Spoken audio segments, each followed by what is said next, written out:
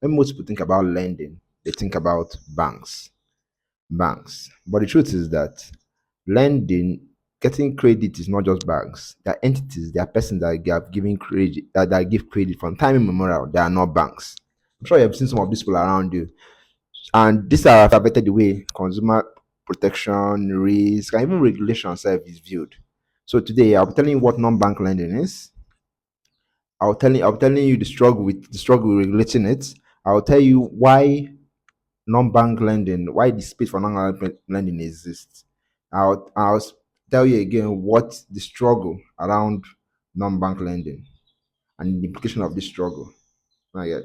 First, non-bank lending, why it exists, the struggle around it, and why the implication of this struggle for regulators. Okay, so let's go. Let's get down to it. Non-bank lending. What's non-bank lending? Or non-bank lenders are lenders or entities or persons that provide credit that are not traditional banks. And these lenders, these entities that provide this credit are not traditional bank. The only difference between them and traditional bank, the major difference between them and traditional bank is deposits.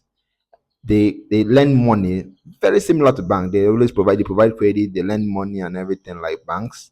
But the only difference is that they are not ideally they're not supposed to get collect credit to collect deposits from consumers or from anybody.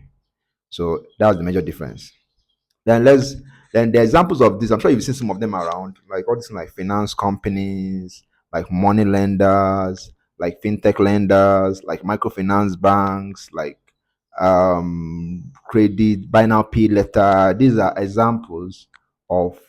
examples of non-bank lenders.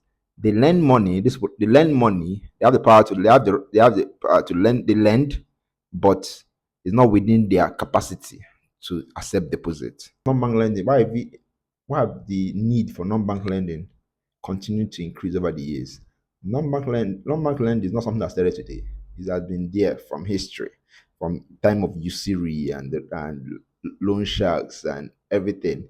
People need credit, and at times the bank cannot provide as much credit, or are not able to serve the need for this credit. So over time, this need for non-bank lenders have risen.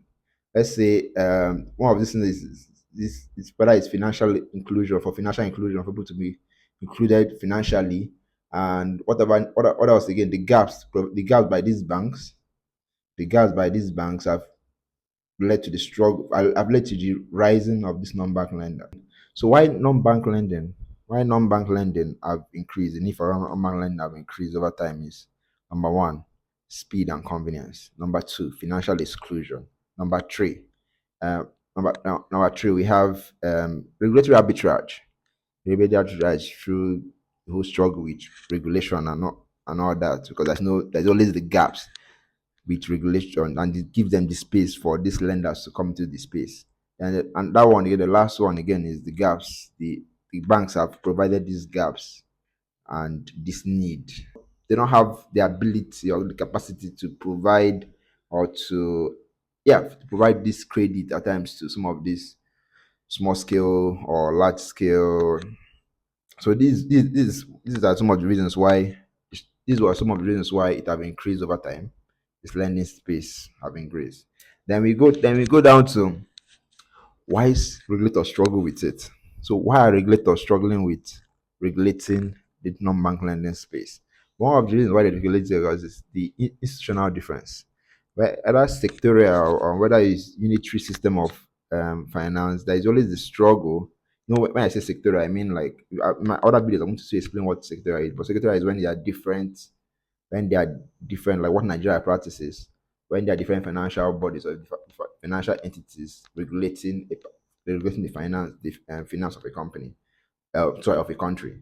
Like in Nigeria now, there is the CBN, there is the the, the SEC, there is the Security Exchange Commission, there is the NICOM, that's for insurance and all that.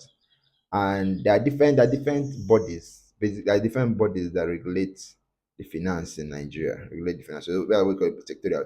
Why unitary system is when they are just one body for that system. So these institutional differences, this was not provided, they did not provide for, they did not provide, they did not have a particular body that provides for that for non-banks.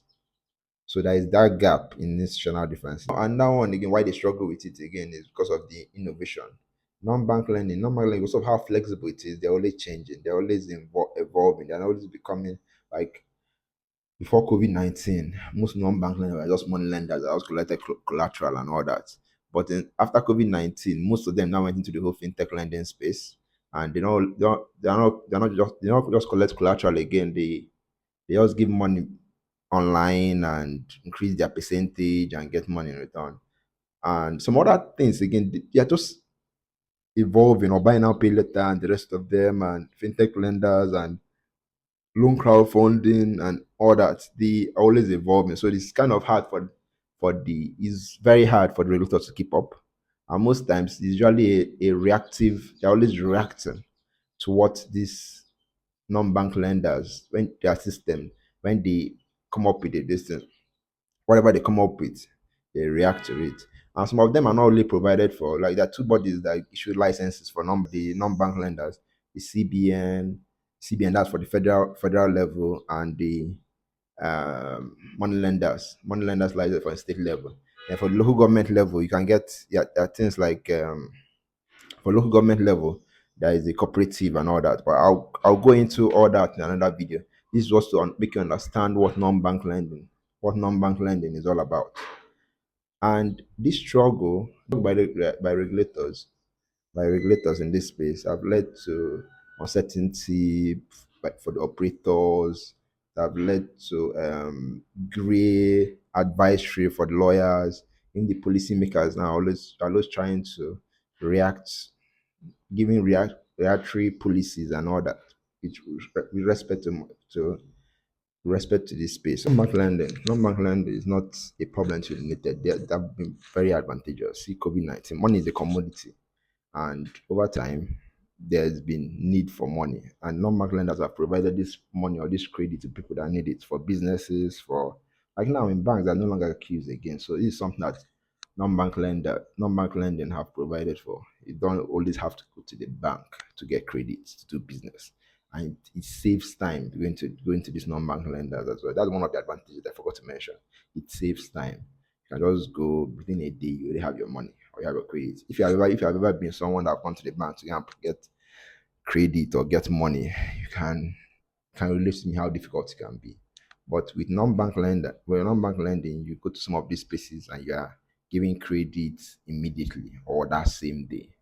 So in closing, I'll say that non-bank lending is not something that should be eliminated. It can't be eliminated. They have tried it in UK, in England, the history of usury or non-bank lending. There was a time that they tried to, because of the criminality around it and the whole loan shark thing, they tried to spell criminalize it. But even in countries like that have been criminalized, they still find a way to sip in. So it's not something that should be eliminated. It's something that should be regulated and regulated effectively. And that's what some countries like Nigeria are trying to do. Though not all countries are doing a very good job at it, but are trying to do. But in the next video, I'll speaking on the different models of non-bank lending. There are different models that we have and how we approach it. Okay now. Thank you very much.